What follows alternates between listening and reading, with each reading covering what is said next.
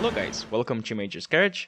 This is Suellio, and today we're gonna see my lap here with the Dallara F3 at Nurburgring. So let's go straight to the first corner. Tricky braking zone, but easier with this car than with other quicker cars. Here we have this little slide turning to the right before we actually start braking, and I think you really need to stick to the left, but you have to really plan your braking zone so you don't end up braking while trying to turn.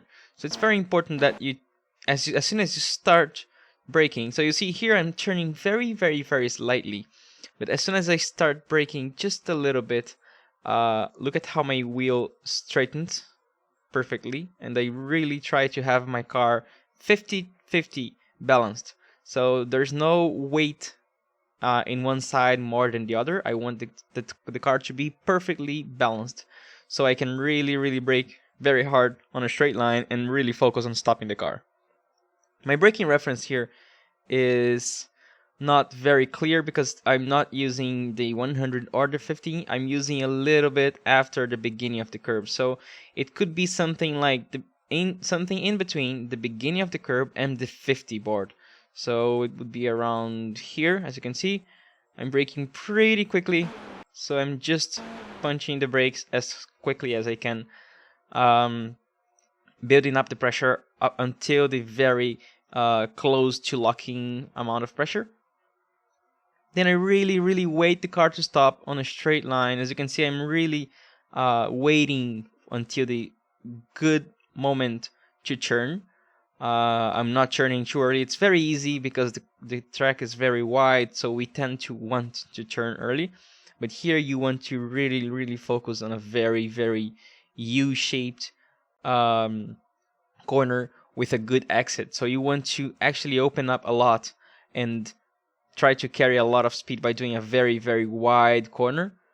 So here you can see that I'm not necessarily using all of the curb because there's a dip here that is very aggressive to the car. Even here you can really see how I'm actually not touching the ground with the inside front tire. So be careful not to be too aggressive on this entry here, because the car can hit the ground too aggressively here and understeer. So I prefer to do a little bit out of that, far away from that, and then carrying as much rotation as I can, getting back on the throttle as soon as we hit this, as soon as we go to the lowest part of the corner right here. As you can see, that's where I'm really punching the throttle, not to 100%, but I'm punching it to a very good amount that will make the car rotate. So carrying a lot of throttle here to make the car rotate more and more. The more you can feel the rear is sticking, the more you can progressively increase the throttle all the way to 100%. Here, be careful because it's very easy to get an off track. So sticking with the outside tires just a little bit past the white line is a good measure. Then bring the car as early as possible to the right, because this car has a lot of downforce, and you really need to do the widest arcs possible.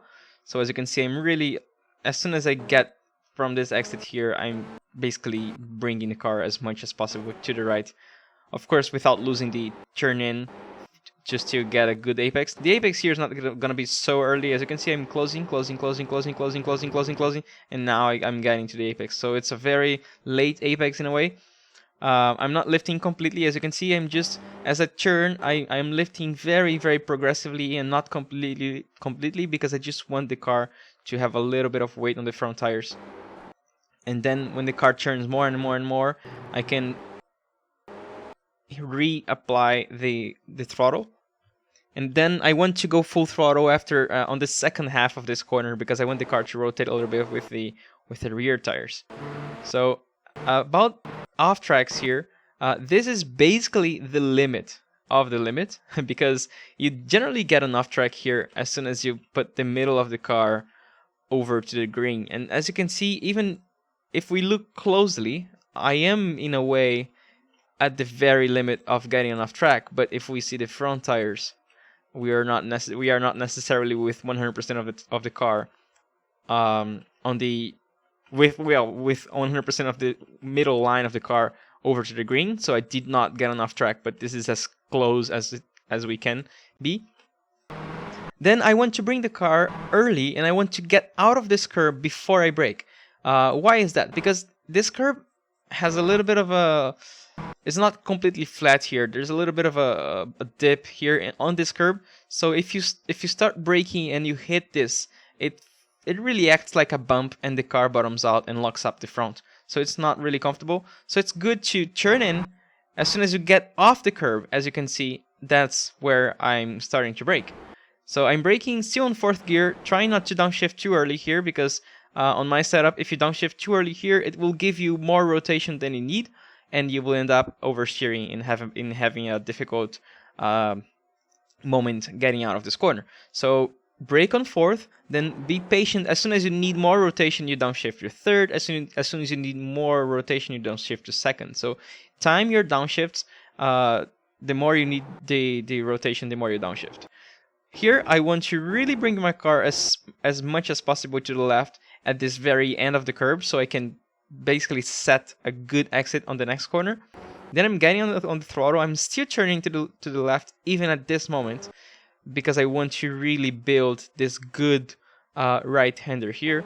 And then, as you can see, I'm basically carrying a lot of speed, a lot of throttle on this last corner to the right, just because I'm preparing it very, very well. So putting just 2 tires on this after the curb here, it's going to be fine. And here, you will get enough track if you put the middle of the car on this drain. So actually, I was not totally on the limit here, because there was basically half a car of space that I did not use. I could use this and still not get enough track.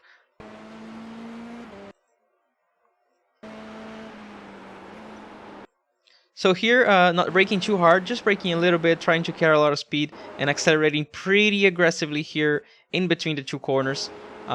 Then trying to bring my car just a little bit to the left, but not too much. As you can see, I'm not going all the way to the right here to prepare for the next corner. I'm staying, let's say, 3/4 to the left, and then braking a little bit harder than the first one. And then really having a lot of patience here. You should be very patient with the front tires, because although this feels like a low-speed corner, it is slightly long. So you need to be very progressive. As you can see, my steering wheel is very progressive here, all the way, and then punching the throttle quite aggressively to create a good rotation here. Then being very gentle on this exit. Okay, so for the next corner here, you can definitely use this outside area, but don't point the car too much to the left before braking. So I am actually using this extra track here, but right before I start braking, I am actually turning slightly to the inside. So I'm braking the car. I'm braking towards the middle of the corner in a way, as you can see, not too much in the middle, but it could be even more than that. And then I'm very patient, trying to get a very good exit. So the earlier we get on the throttle here, the better, because we really need the car to be pointing a lot to the inside, getting back on the throttle and carrying a lot of speed, so that we can carry all that speed advantage to the next straight. We basically have the Schumacher S here, but we basically do that flat out, so we can consider this as a straight line. And we need to really prepare the corner before, so we can have a good exit. Here, no need to touch this first corner, but I do use a little bit of this first one. There's no need. It's very easy. You can basically not use the curbs if you feel more comfortable. But this curb is quite calm to the car. Doesn't really upset the car in any way, so it's totally fine to use it. For this corner here, I am actually bringing my car slightly here. So I want to be almost to the middle of this white line. Almost the middle of the car over this white line, but not completely. As you can see, if you use a little bit more than that, if you put the middle of the car on the green, you will get enough track. So I'm just using safely. And I say safely because although I am close to getting enough track, I'm coming from a straight line, so you actually have time to prepare for that. I'm braking a little bit after the 100. I don't have a very very precise braking reference here, because you brake for a so short time that I'm actually already looking at the apex right before braking. But if you see here, I'm actually braking a little bit after 100. And then I'm really trying to use this curve here. You can probably use more than that. I was a little bit too gentle here on entry. You can use a little bit more of that. What you really need to remember all the time, though, is you have to accelerate as soon as you hit this curve. You have to get on the throttle quite aggressively here, because this is what will make the car rotate well to the left here on this exit. And then you will have enough time to bring the car totally to the left here to prepare the next corner. So this next corner is also very important, because we are going to use that exit speed throughout a long straight. So this is a very important corner for racing, for example, because basically if you're behind someone here and you get a very good exit, you can really set up an easy overtake for the next corner.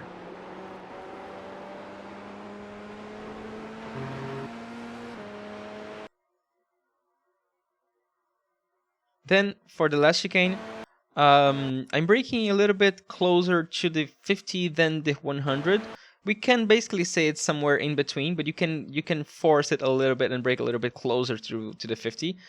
You definitely need, though, to brake on a straight line and stay on the outside until the car really stops. As you can see, I'm turning in very late, and I want to be very, very aggressive on this first corner here. I want to be super close to this curb, and I want to keep turning. As you can see, I'm still turning to the left because I want to change direction very quickly to the other side. And you can actually use a little bit of this. After this last update, the car is taking those bumps very well, which is very nice. I'm actually having a lot of fun doing this chicane here, because the car, although the car jumps a little bit here, it really stays there. It doesn't suddenly lose its rear.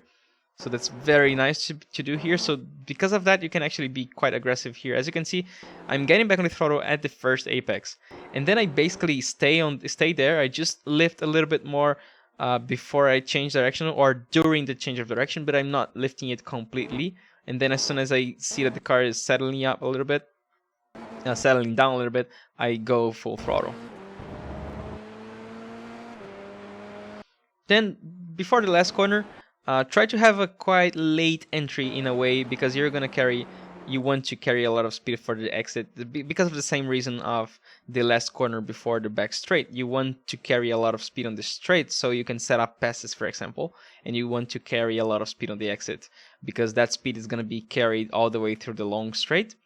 So really try to have a very good exit. The exit here is very important. So as you can see, I'm basically getting back on the throttle right before this beginning of the guardrail here on the pit entry, and then I'm basically going progressively but quickly to 100%. And basically you will get enough track here if you put the middle of the car over to the left of the drain, as always. So as you can see here, I'm pretty close to getting enough track, but I was aware of that, and I was actually unwinding the wheel quite gently, knowing where to not get enough track. So yeah, this is Formula 3 at Nurburgring. The lap time was 1:50.185. I hope you guys enjoyed, and see you next week. Bye bye.